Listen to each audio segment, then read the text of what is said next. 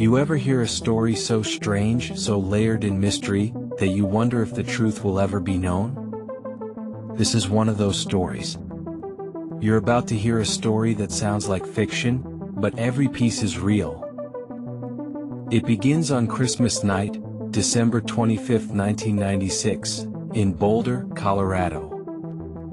Inside a mansion wrapped in holiday lights, 6-year-old JonBenét Ramsey, a child beauty queen with $1 million smile, goes to bed after a cozy night with her family. The house is quiet. The stockings are still hanging. The snow outside untouched. But by morning, everything had changed. Her mother, Patsy Ramsey, rushes downstairs and finds a ransom note waiting at the bottom of the stairs. Not a page. Not two. But 3 full pages. Her daughter has been kidnapped, it says. The kidnappers want $118,000, a strangely specific amount. And they warn, don't call the police or your daughter dies. But within hours, JonBenét is found dead. In the basement of her own home. Strangled, skull fractured. Duct tape over her mouth. And no sign of forced entry. You heard that right. No sign of forced entry. In the days that followed, the Ramsey house would become one of the most picked-apart crime scenes in American history. Theories exploded. Accusations flew. And 25 years later, the case still haunts this country like a ghost. Because no one has ever been arrested. And the deeper you go, the stranger it gets. Before the headlines. Before the documentaries. Before the theories that turned everyone into a detective. She was just a little girl. JonBenét Patricia Ramsey. Born August 6, 1990 in Atlanta, Georgia, and later raised in Boulder, Colorado. She was the youngest child of John and Patsy Ramsey, wealthy, well-connected, and living what seemed to be the American dream. John was a multimillionaire tech executive. The founder of Access Graphics, a successful software distribution company that had just reported $1 billion in revenue. He was intelligent, respected, and quiet. A man with power, but very little public presence. Patsy, on the other hand, was a force of personality. A former Miss West Virginia in 1977, she carried her pageant legacy with pride, and poured that same energy into JonBenét. And that's where things get complicated. Because while other 6-year-olds were finger painting or learning to ride bikes, JonBenét was gliding across stages in glittery gowns, full makeup, and tiaras. She was winning competitions. Little Miss Colorado, America's Royale Miss, National Tiny Miss Beauty, and racking up attention that most children will never know.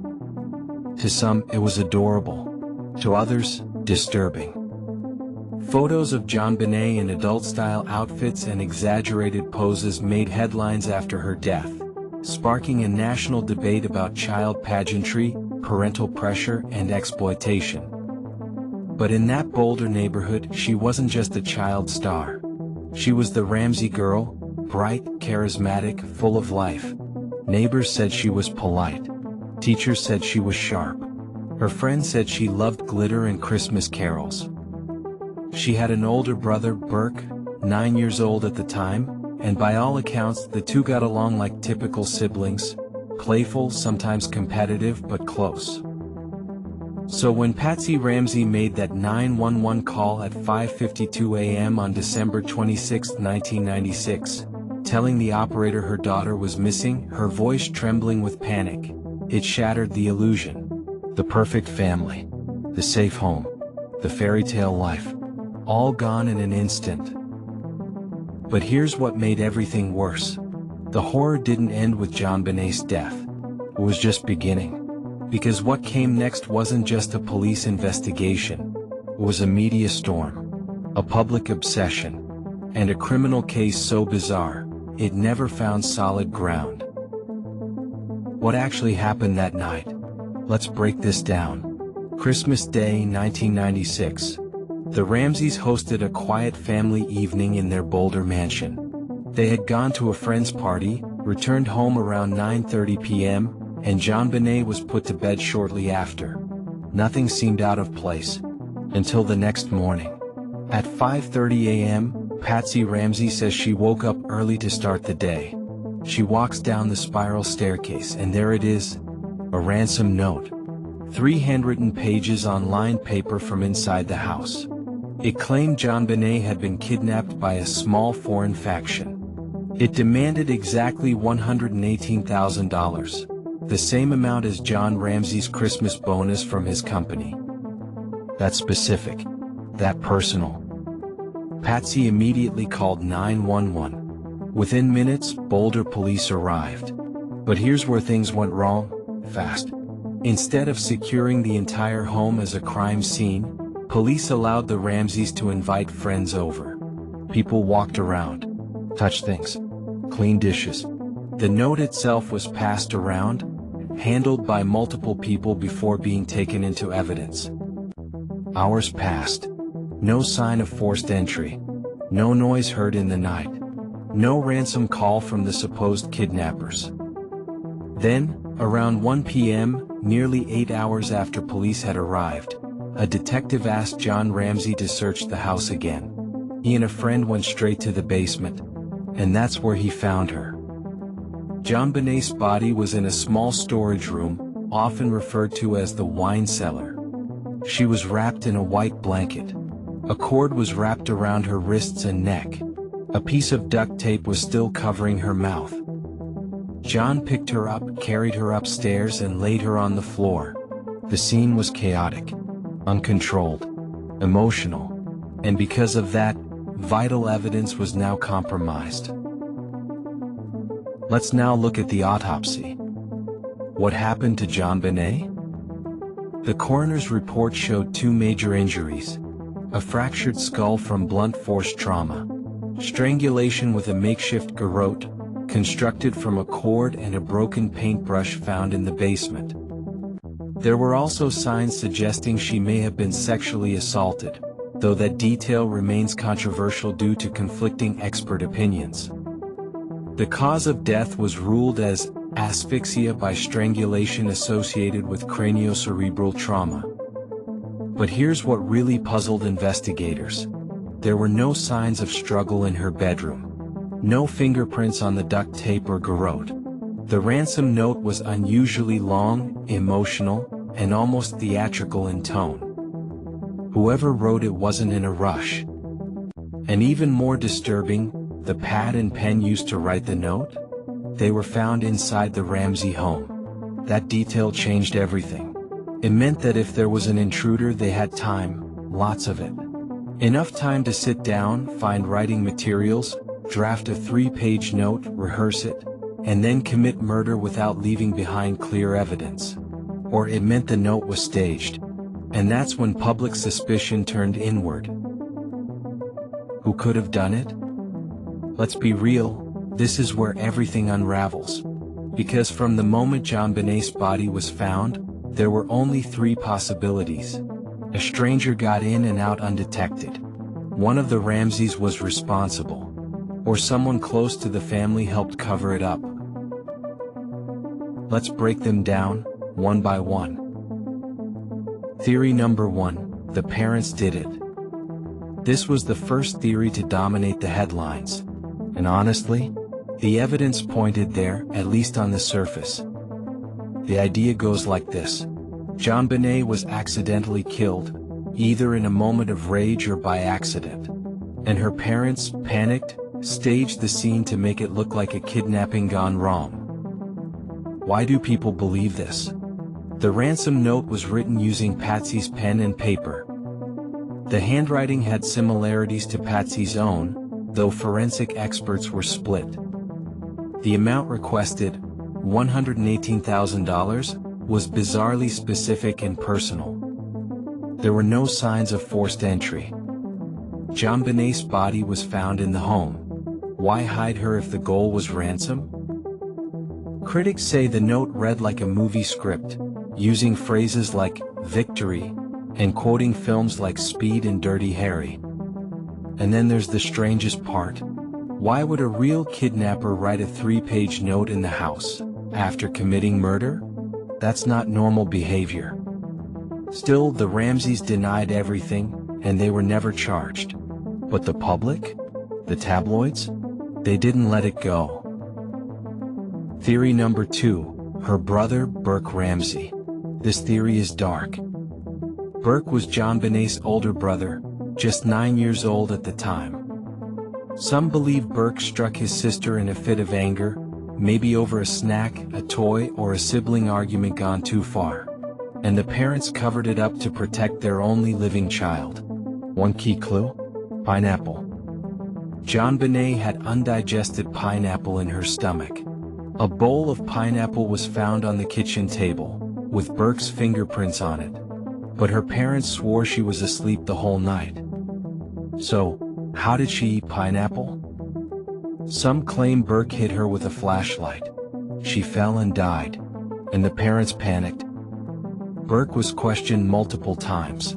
Years later, he gave an odd smile-filled interview on Dr. Phil, one that sparked even more speculation. Many viewers found his demeanor unsettling. And the 2016 CBS documentary? It flat out pointed to Burke. He sued them, and won a multi-million-dollar settlement. But the theory stuck. Still, there are holes. Would a 9-year-old really have the strength, or psychological intent, to strangle his sister with a garrote? It's possible, but unproven. Theory number 3, an intruder did it. This was the theory the Ramseys insisted on from day one, and eventually prosecutors came around to it. Here's why. A window in the basement was broken. A scuff mark was found on the wall below it. An unknown boot print was found near JonBenét's body. And most importantly, foreign male DNA was found on her underwear and clothing. That DNA didn't match any member of the Ramsey family. In 2008, the Boulder District Attorney publicly cleared the Ramseys, citing the DNA as proof they weren't involved. But the problem? The DNA sample was partial, tiny, possibly from the manufacturing process. It wasn't enough to convict anyone. So maybe an intruder did sneak in, hid in the basement, wrote the note after the crime, fled unnoticed. But if so, why was nothing stolen? Why no noise? No trace left behind? And why write a 3-page ransom letter instead of just disappearing? This theory, while possible, is full of contradictions. So let's ask the question again. Was this a cover-up, or a break-in gone wrong? And here's the most frustrating part. After 25 years, we're no closer to an answer. The murder of JonBenét Ramsey didn't just destroy a family, it changed how America looked at crime, childhood, and the justice system. For years, the Ramseys were media punching bags. Patsy, in particular, was torn apart by the press, accused of being too composed, too dramatic, too pageant-obsessed. Every facial expression she made was analyzed. Every public statement, doubted. John Ramsey, once a respected tech executive, became a reclusive figure, dragged through press conferences, questioned relentlessly. And Burke? The little boy who lost his sister was scrutinized by strangers on TV and online. Even decades later, grown men on Reddit were dissecting his childhood interviews frame by frame, convinced he was hiding something. Whether guilty or not, the Ramseys became prisoners of public perception. The police? Completely overwhelmed. Boulder PD was unequipped to handle a crime this complex under a national spotlight. They made critical mistakes from day one, failing to seal the crime scene, allowing potential contamination and leaking information to the press.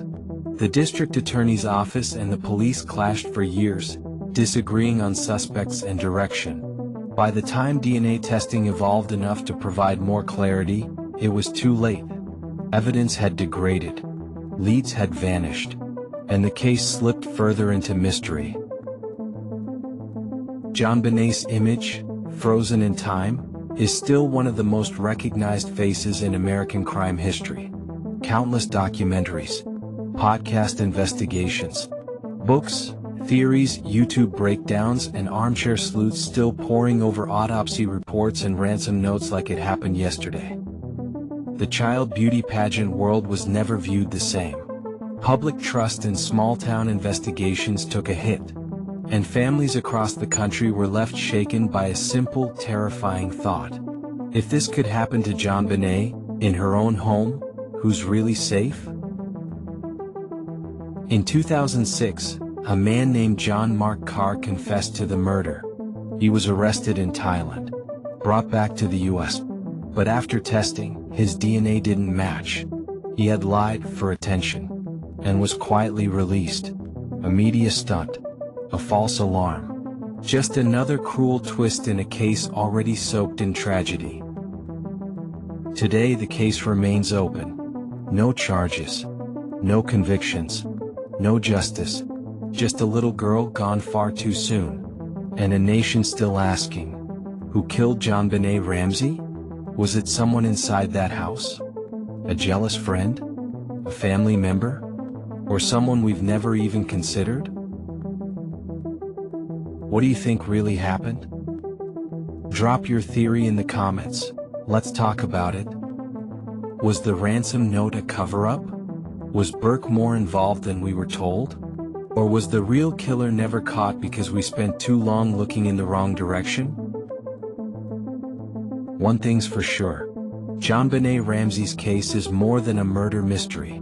It's a mirror to our justice system, our media, and our obsession with the unexplained. This is 360 Shares TV. And if you want more true crime breakdowns like this, subscribe now and turn on notifications.